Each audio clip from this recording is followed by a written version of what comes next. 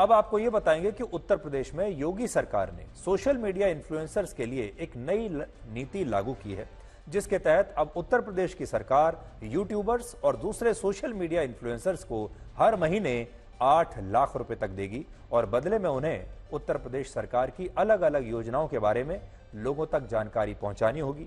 इससे पहले राज्य सरकारें, आपको याद होगा, टीवी पर तो अपने विज्ञापन देती ही हैं, लेकिन अब वो ये समझ चुकी हैं कि इन सोशल मीडिया इन्फ्लुएंसर्स की ताकत कितनी बढ़ गई है। इसलिए इसे लेकर योगी सरकार ने अब ये नई नीति बनाई है। इस योजना का नाम है उत्तर प्रदेश डिजिटल मीडिया नीति और इस नीति को लागू करने के पीछे सरकार ने 2 उद्देश्य बताए हैं, जिनमें पहला है सोशल मीडिया के जरिए लोगों को रोजगार देना और दूसरा सरकारी विज्ञापनों को सोशल मीडिया इन्फ्लुएंसर्स की मदद से आम जनता तक पहुंचाना।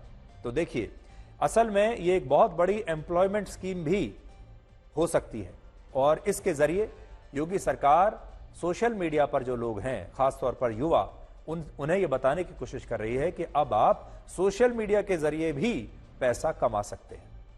फेसबुक, इंस्टाग्राम, यूट्यूब और एक्स जैसे सोशल मीडिया प्लेटफॉर्म्स पर अगर कोई इन्फ्लुएंसर उत्तर प्रदेश सरकार की योजनाओं, उनसे मिलने वाले लाभ और सरकार की उपलब्धियों के बारे में कोई पोस्ट लिखता है, कोई वीडियो बनाता है, रील्स बनाता है या सरकार की उपलब्धियों पर कोई पॉडकास्ट करता है, तो उस इन्फ्लुएंसर को सरकार की तरफ से हर महीने कम से कम 2 लाख रुपए और अधिकतम 8 लाख रुपए दिए जाएंगे।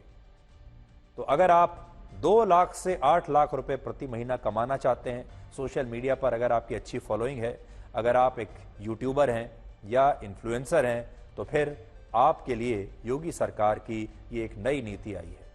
सरकार ने इसके लिए सोशल मीडिया इन्फ्लुएंसर्स को उनके फॉलोअर्स और उनके सब्सक्राइबर्स के हिसाब से 4 श्रेणियों में बांटा है, जिनमें पहली श्रेणी में वो इन्फ्लुएंसर्स होंगे जिनके फॉलोअर्स की संख्या सबसे ज्यादा है और ऐसे इन्फ्लुएंसर्स को सरकार हर महीने अधिकतम 5 लाख रुपए देगी। दूसरी श्रेणी में हर महीने 4 लाख, तीसरी श्रेणी में 3 लाख और चौथी श्रेणी में अधिकतम 2 लाख रुपए दिए जाएंगे। जबकि YouTube पर वीडियोस, शॉर्ट वीडियोस और पॉडकास्ट बनाने वाले इन्फ्लुएंसर्स और कंटेंट क्रिएटर्स को इससे भी ज्यादा पैसा मिलेगा। यूट्यूबर्स पर पहली श्रेणी के इन्फ्लुएंसर्स को अधिकतम 8 लाख रुपए, दूसरी श्रेणी में 7 लाख, तीसरी श्रेणी में 6 लाख और चौथी श्रेणी में आने वाले इन्फ्लुएंसर्स को सरकार हर महीने अधिकतम 4 लाख रुपए देगी।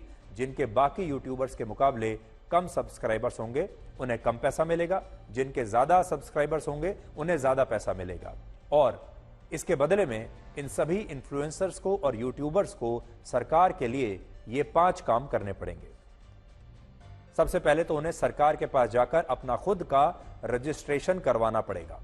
दूसरा, इसके बाद उन्हें अपने वीडियोस और सोशल मीडिया पोस्ट में यह बताना होगा कि यूपी सरकार की किस योजना के क्या लाभ हैं, उनसे क्या बदलाव आया है और कैसे योगी सरकार अपनी योजनाओं से उत्तर प्रदेश का कायाकल्प कर रही है। तीसरा, सरकार इन इन्फ्लुएंसर से एक कॉन्ट्रैक्ट करके हर महीने एक निर्धारित संख्या में वीडियोस और रील्स बनाने का कॉन्ट्रैक्ट कर सकती है और ये सारे वही वीडियोस होंगे जिनमें सरकारी योजनाओं और सरकार की उपलब्धियों के बारे में बताया जाएगा। चौथा, YouTube पर इन इन्फ्लुएंसर्स को सरकार की योजनाओं की जानकारी देते हुए विस्तृत वीडियोस और पॉडकास्ट बनाने होंगे और इन पॉडकास्ट वीडियोस में कोई बड़ा यूट्यूबर आपको हो सकता है मुख्यमंत्री योगी आदित्यनाथ का इंटरव्यू करते हुए भी दिख जाए और यही कारण है कि इसे योगी सरकार की एक गेम चेंजर पॉलिसी माना जा रहा है, जिसे आप इन आंकड़ों से भी आज समझ पाएंगे। भारत में सोशल मीडिया यूजर्स की संख्या लगभग 100 करोड़ हो चुकी है, जबकि सोशल मीडिया इन्फ्लुएंसर्स की संख्या 40 लाख के आसपास है। मतलब क्या है इसका? मतलब इस समय भारत में ये 40 लाख इन्फ्लुएंसर्स सोशल मीडिया पर देश के 100 करोड़ लोगों को बताते हैं कि उन्हें क्या खाना चाहिए, कहां जाना चाहिए, क्या खरीदना चाहिए, जीवन में क्या करना चाहिए, यानी ये उनके हर फैसले को प्रभावित करते हैं। और हमारे देश के ज्यादातर लोग इन इन्फ्लुएंसर्स के बताए हुए रास्ते पर चलने भी लगते हैं और वही सामान खरीदने लगते हैं जो ये इन्फ्लुएंसर्स कहते हैं। इनकी मदद से बड़ी बड़ी जो कंपनियां हैं वो अपने प्रोडक्ट्स का विज्ञापन भी करवा रही हैं। यानी उत्तर प्रदेश की योगी सरकार जो काम इन सोशल मीडिया इन्फ्लुएंसर से करवाना चाहती है, वो काम ये इन्फ्लुएंसर्स बड़ी बड़ी प्राइवेट कंपनियों के लिए पहले से ही कर रहे हैं। आज के ज़माने में आप जानते हैं, आजकल बहुत बड़ी बड़ी जो कंपनियां हैं वो अच्छे फॉलोअर्स वाले सोशल मीडिया इन्फ्लुएंसर्स के पास जाती हैं और कहती हैं कि आप हमारे लिए ये वीडियो बनाइए, आप हमारे लिए ये रील बनाइए जिसमें आप हमारे प्रोडक्ट की तारीफ कर दीजिए और इसके बदले में इतना पैसा ले लीजिए। तो योगी सरकार को क्या लगा कि जब ये सारे इन्फ्लुएंसर्स प्राइवेट कंपनियों के प्रोडक्ट्स को प्रमोट कर रहे हैं पैसा लेकर, तो ये हमें भी प्रमोट कर सकते हैं, तो हमें भी इनका फायदा उठाना चाहिए। जैसे पैसा प्राइवेट कंपनियां दे रही हैं वैसे हम भी दे सकते हैं। जबकि प्राइवेट कंपनियां तो एक असाइनमेंट के बदले पैसा देती हैं कि आपने एक असाइनमेंट किया, उसके बदले आपको एक बार पेमेंट हो जाएगी। लेकिन यहां योगी आदित्यनाथ की जो सरकार है वो तो आपको पूरे साल का एम्प्लॉयमेंट दे रही है, आपकी तनख्वाह बांध रही है। वो कह रही है कि हर महीने आप इतना पैसा ले जाइए और बदले में हम आपको बताएंगे कि आपको कितने वीडियोस बनाने हैं और उन वीडियोस में क्या कहना है। भारत में सोशल मीडिया का इस्तेमाल करने वाले 60% लोग सोशल मीडिया इन्फ्लुएंसर्स और कंटेंट क्रिएटर्स के वीडियो पर आंख बंद करके विश्वास कर लेते हैं। और हमारे देश में आजकल 49% खरीदारी उन सामानों की हो रही है जिन्हें सोशल मीडिया इन्फ्लुएंसर्स अपने वीडियोस और पोस्ट में प्रमोट करते हैं। और सोचिए, जब लोग इन इन्फ्लुएंसर्स के कहने पर ये सारे प्रोडक्ट्स खरीद लेते हैं, तो जब यही इन्फ्लुएंसर्स योगी सरकार की योजनाओं की तारीफ करने लगेंगे, सरकार की उपलब्धियों के बारे में आपको बताने लगेंगे, तो लोगों का इनकी बातों पर कितना गहरा असर होगा और चुनाव में इससे सरकार को हो सकता है बड़ी मदद भी मिल जाए। ये ठीक वैसा ही है जैसे एक धर्मगुरु के लाखों अनुयायी होते हैं और वो धर्मगुरु चुनाव में जिस पार्टी या जिस विचारधारा का समर्थन करता है उसके अनुयायी भी चुनाव में उसी पार्टी को वोट दे देते हैं। भारत में सोशल मीडिया इन्फ्लुएंसर्स और कंटेंट क्रिएटर्स को 4 श्रेणियों में बांटा गया है, जिनमें पहली श्रेणी एलीट इन्फ्लुएंसर्स की है, जिनके सभी सोशल मीडिया प्लेटफॉर्म्स पर 1 करोड़ से ज्यादा फॉलोअर्स हैं। और ऐसे एलीट इन्फ्लुएंसर्स की संख्या हमारे देश में सिर्फ 300 है। सिर्फ 300 लोग ऐसे हैं जिनके 1 करोड़ से ज्यादा फॉलोअर्स हैं। दूसरी श्रेणी है मेगा इन्फ्लुएंसर्स की, जिनके फॉलोअर्स की संख्या 10 लाख से 1 करोड़ के बीच। हमारे देश में अभी ऐसे 21,000 इन्फ्लुएंसर्स हैं। तीसरी श्रेणी है मैक्रो इन्फ्लुएंसर्स की, जिनके फॉलोअर्स की संख्या 1 लाख से 10 लाख के बीच है और हमारे देश में अभी ऐसे 5 से 6 लाख इन्फ्लुएंसर्स हैं। चौथी श्रेणी है माइक्रो इन्फ्लुएंसर्स की, जिनके 10,000 से 1 लाख फॉलोअर्स हैं और अभी इनकी संख्या है 25 से 30 लाख। और यही वजह है कि योगी सरकार ने इन्फ्लुएंसर्स के साथ ये गठबंधन करने की ऐसी नीति बनाई है जो क्रांतिकारी साबित हो सकती है। और इसे आप ब्रिटेन के एक उदाहरण से समझ सकते हैं। ब्रिटेन के लिए ऐसे सभी शरणार्थी एक बड़ी गंभीर समस्या बन चुके हैं जो डंकी रूट के जरिए गैर कानूनी तरीके से ब्रिटेन में आ जाते हैं। और ब्रिटेन की सरकार ने इन शरणार्थियों को रोकने पर सैकड़ों करोड़ रुपए खर्च किए हैं। वो चाहते हैं कि बाहर से ये शरणार्थी ना आए, लेकिन ये रुकने का नाम नहीं ले रहे। और खास तौर पर जो गरीब देश हैं वहां से तो बहुत सारे लोग गैर कानूनी तरीके से ब्रिटेन जैसे देशों में पहुंच जाते हैं। लेकिन ब्रिटेन इन लोगों को रोक नहीं पाया और इसके बाद ब्रिटेन ने इस साल एक नई पॉलिसी बनाई और वो ये कि वो उन सभी देशों के सोशल मीडिया इन्फ्लुएंसर्स को हायर करेगा जिन देशों से ये शरणार्थी गैर कानूनी तरीके से ब्रिटेन में आ रहे हैं। और इनमें अल्बानिया, इराक, इजिप्ट, वियतनाम और भारत का नाम भी शामिल है। ब्रिटेन की सरकार ने कहा है कि वो इन सभी देशों के सोशल मीडिया इन्फ्लुएंसर्स को पैसा देगी और उनसे ऐसे वीडियोस बनवाएगी जिनमें ये लोग अपने देश के लोगों को ये बताएंगे कि उन्हें गैर कानूनी तरीके से ब्रिटेन क्यों नहीं आना चाहिए। और ब्रिटेन की सरकार को लगता है कि यह फॉर्मूला इस समस्या को रोकने में कामयाब रहेगा, क्योंकि जब ये सोशल मीडिया इन्फ्लुएंसर्स अपने देश की जनता को ये बताते हैं कि उनके लिए कौन सी चीज खतरनाक हो सकती है तो लोग उसे मान जाते हैं। और यह ब्रिटेन में कोविड के समय भी हो चुका है।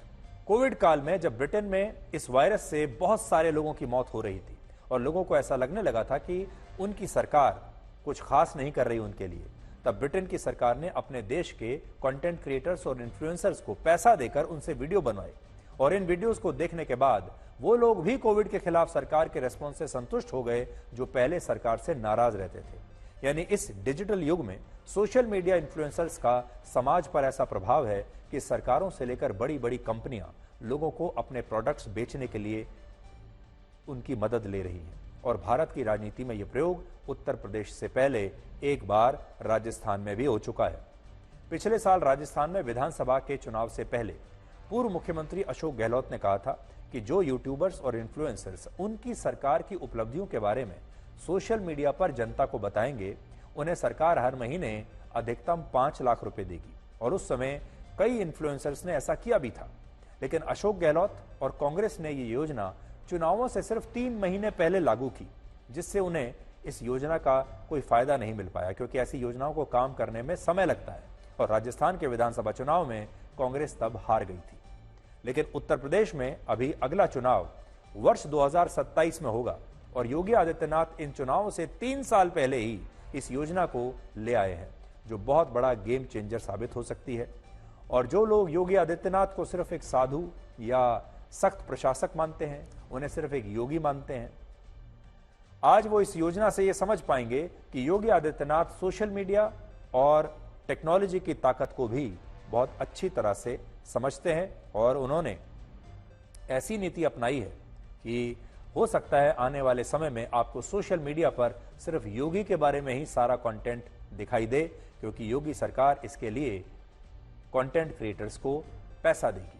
और हमारे देश में जो युवा हैं, जिनके कुछ अच्छे फॉलोअर्स होंगे, वो इसे अपना एक एम्प्लॉयमेंट स्कीम के तौर पर अपना लेंगे।